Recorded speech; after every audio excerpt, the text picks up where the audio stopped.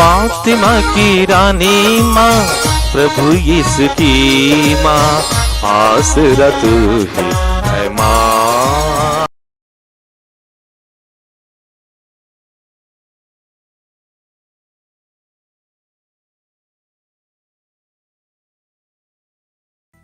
पहला पाठ प्रकाशना ग्रंथ अध्याय 4 पद संख्याएं 1 से 11 तक।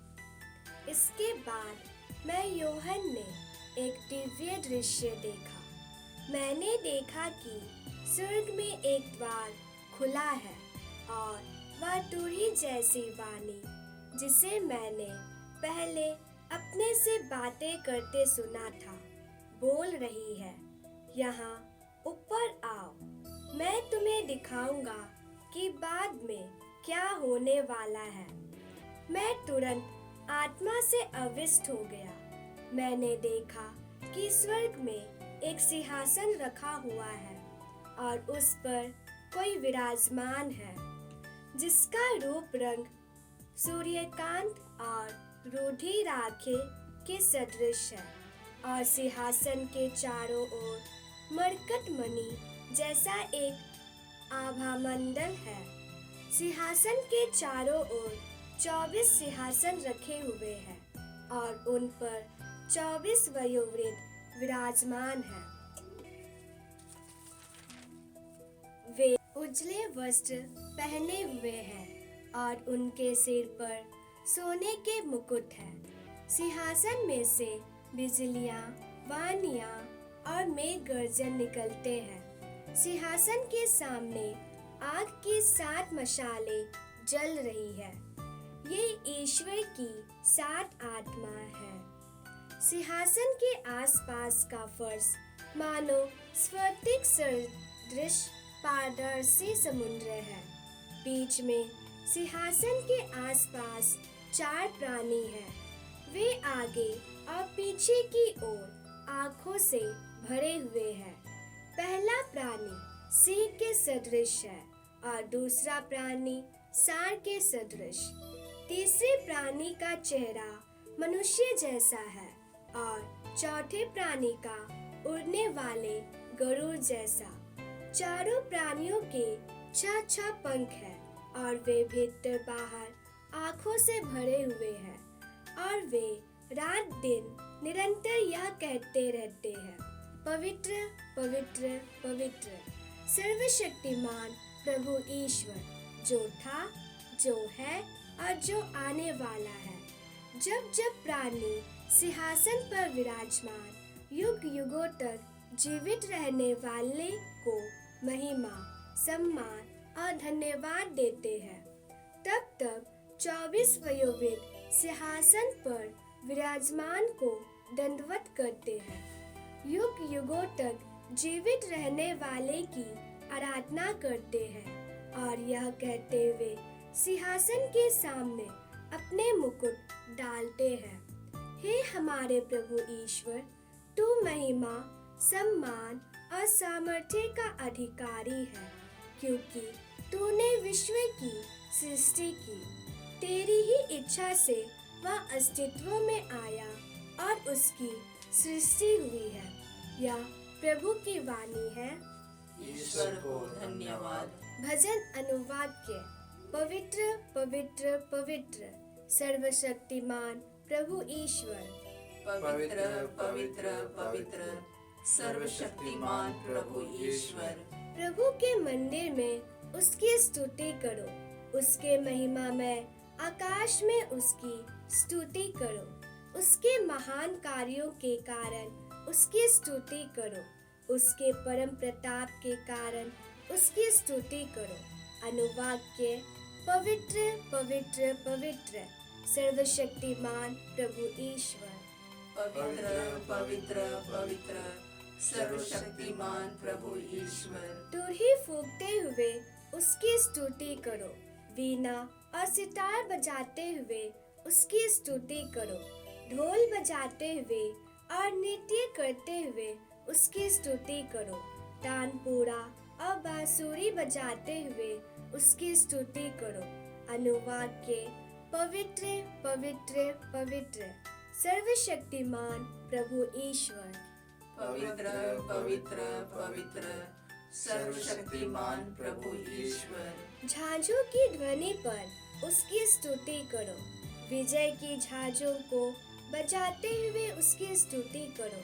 सभी प्राणी प्रभु की स्तुति करें। अनुवाक्य पवित्र पवित्र पवित्र सर्वशक्तिमान प्रभु ईश्वर। पवित्र पवित्र पवित्र सर्वशक्तिमान प्रभु ईश्वर। जय घोष हालेलुया। प्रभु कहते हैं, मैंने तुम्हें चुना है जिससे तुम जाकर फल उत्पन्न करो और तुम्हारा फल बना रहे। हालेलुया।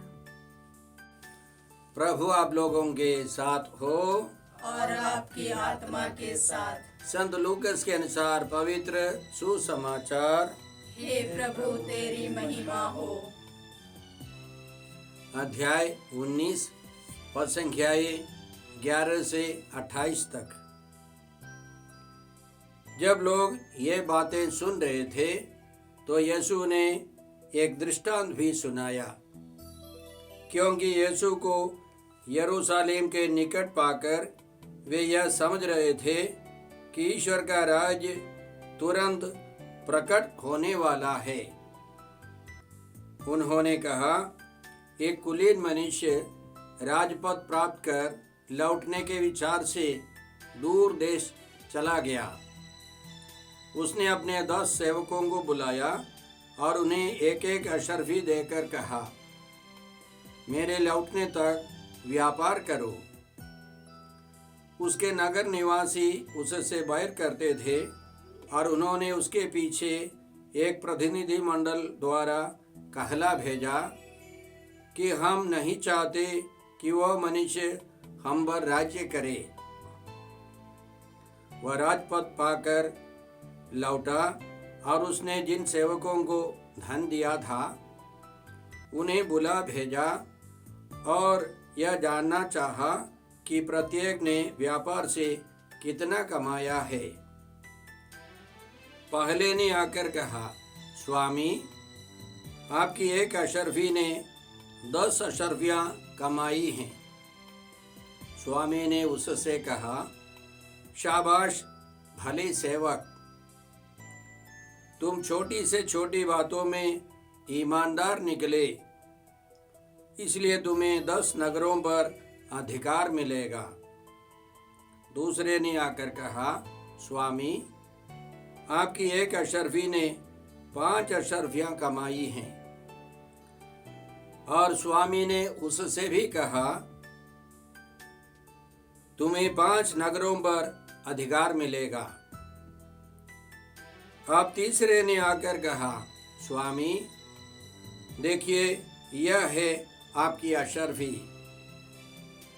मैंने इसे एक अंगोछे में बांध रखा था। मैं आपसे डरता था क्योंकि आप कठोर हैं।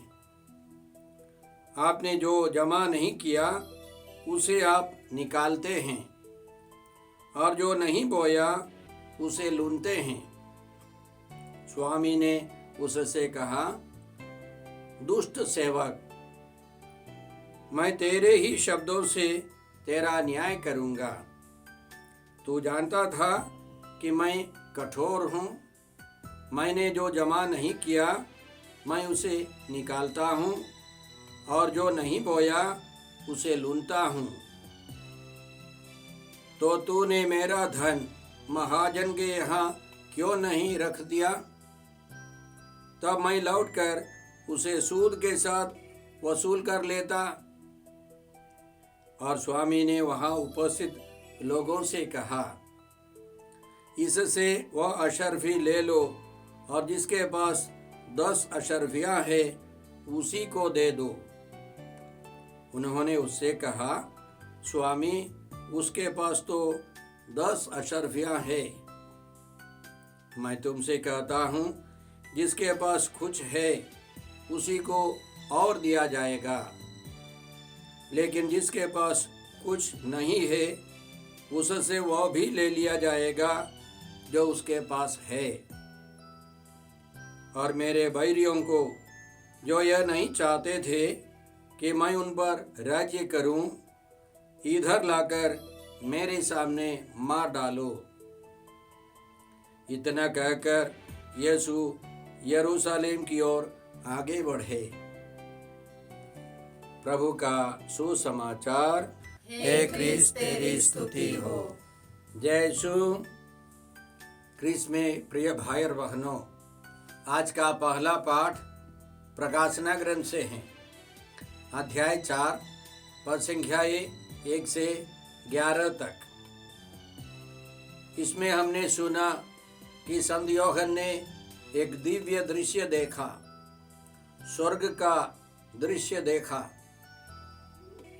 और स्वर्गीय महिमा में एक महिमामय सिंहासन पर प्रभु ईश्वर विराजमान है और उनके चारों तरफ 24 वयोवृद्ध हैं। वे सब सफेद कपड़े पहने हैं और सिर पर सोने का मुकुट पहने हैं, और उनके बगल में 7 मशालें जल रही हैं। 4 विशेष प्राणियां हैं। वे सब निरंतर कहते रहते हैं, पवित्र पवित्र पवित्र सर्वशक्तिमान प्रभु ईश्वर, जो था, जो है और जो आने वाला है। जब जब प्राणी सिंहासन पर विराजमान युग युगों तक जीवित रहने वाले को महिमा, सम्मान और धन्यवाद देते हैं, तब तक 24 वयोवृद्ध सिंहासन पर विराजमान को दंडवत करते हैं, युग युगों तक जीवित रहने वाले की आराधना करते और यह कहते हुए सिंहासन के सामने अपने मुकुट डाल देते हैं, हमारे प्रभु ईश्वर, तू महिमा, सम्मान और सामर्थ्य का अधिकारी है। तो हम सबसे पहले विचार करें, ये वयोवृद्ध कौन है। वयोवृद्ध कहा जाता है कि पुराने व्यवस्थान के 12 गोत्र के नेता लोग और यीशु के 12 शिष्य। इसके अलावा बाइबल पंडितों का कहना है कि रोम के जो शासक राजा थे, कैसर, उसको लोग ईश्वर मानते थे।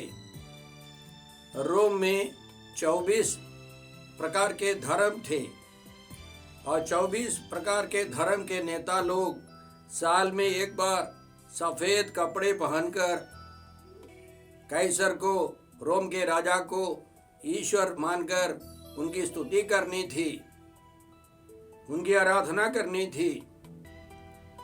लेकिन संत यूहन्ना ने देखा कि स्वर्ग में वह राजा नहीं है, उसके बदले प्रभु यीशु है।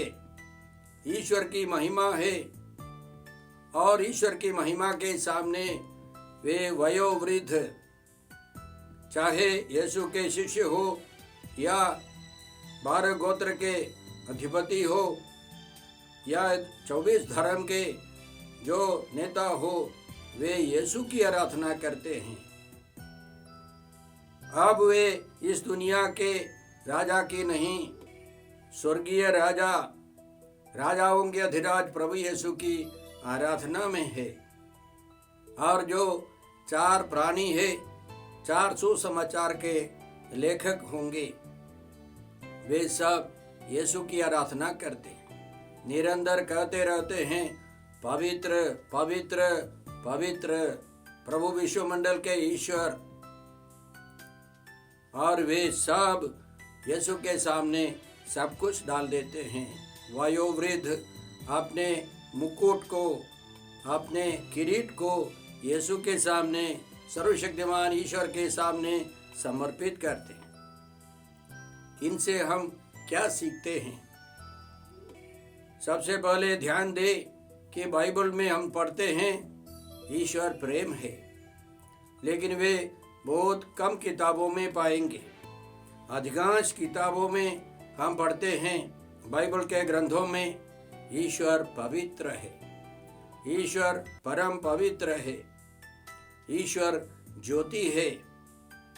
और उस पवित्र ईश्वर की महिमा गानी है, उस परम पवित्र ईश्वर की आराधना करनी है। मान लीजिए हम लोग ईश्वर की स्तुति करते रहें, ईश्वर की आराधना करते रहें, दिन भर रात भर ईश्वर पर ध्यान देकर ईश्वर की महिमा गाए, पवित्र पवित्र पवित्र बोलते हुए हम जीवन बिताए, तो हम बुराई नहीं कर पाएंगे, बुराई से दूर रहेंगे, पाप के अवसरों से या पाप की वासनाओं से हम बाहर आएंगे। हमारी बोली में, हमारे वचनों में मिठास होगी। आज के सुसमाचार में प्रभु यीशु ने एक दृष्टांत सुनाया। लोग सोच रहे थे कि यीशु यरूशलेम जा रहे हैं और वहां जाकर राजा के रूप में अधिकार लेंगे, सारे इस्राएल के राजा के रूप में। लेकिन यीशु ने एक दृष्टांत सुनाया जिसमें उन्होंने बताया कि एक व्यक्ति राजपद पाकर लौटने के लिए जा रहा था और उसने 10 नौकरों को बुलाकर एक एक अशर्फी देकर बताया, व्यापार कर लो। सुनने वाले समझ लेते थे, क्योंकि यीशु के जन्म के पहले राजा हेरोद ने ऐसा किया था। उसने जाकर पैसे देकर राजपद खरीद लिया था रोम से, रोम के राजा से। ऐसे संदर्भ में यीशु का कहना है कि यह व्यक्ति राजपद लेकर लौट आया और उसने हिसाब मांगा। सब नौकरों से पूछा, कितना व्यापार हुआ, कितना कमाया? तो पहले ने बताया, मालिक आपकी एक अशर्फी से मैंने व्यापार किया और 10 अशर्फियां कमाई। मालिक ने उसको शाबाशी देकर उसको 10 नगरों पर अधिकार दे दिया। दूसरे ने भी ऐसे 5 अशर्फियां कमाई, उसको 5 नगर का अधिकार मिला। लेकिन तीसरे ने उस अशर्फी को छिपा कर रखा, क्योंकि वह अपने मालिक को पसंद नहीं करता था। तो मालिक ने उस अशर्फी को लेकर 10 अशर्फी वाले के हाथ में उसको दे दिया।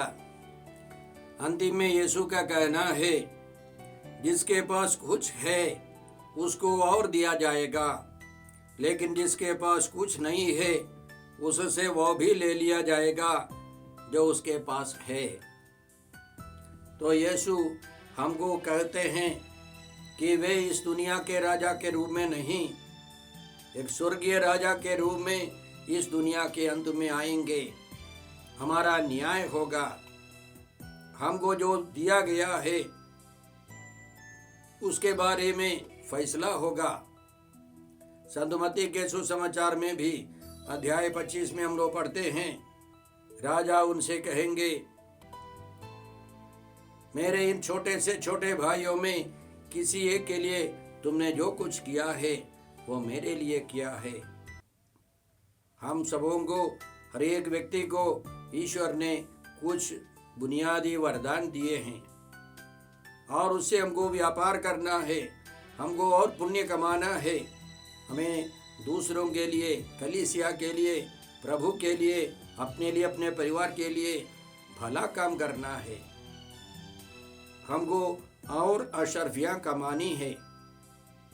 हे पिता ईश्वर, हे प्रभु यीशु, हे पवित्र आत्मा ईश्वर, आज के सारे पवित्र वचनों के लिए हम तुझे धन्यवाद देते हैं और तुझसे प्रार्थना करते हैं कि हम तेरे प्रति अपना जीवन बिताए, तेरे प्रति ईमानदार रहकर तेरे लिए कार्य करते हुए हम स्वर्ग पहुंच जाए और उन प्राणियों के समान, उन वयोवृद्धों के समान हम निरंतर तेरी आराधना कर सके। हम यह प्रार्थना करते हैं प्रभु क्रिस्त के द्वारा। हमारे प्रभु यीशु क्रिस्त की कृपा, ईश्वर का प्रेम और पवित्र आत्मा का साहचर्य आप सबों को प्राप्त हो। आमीन।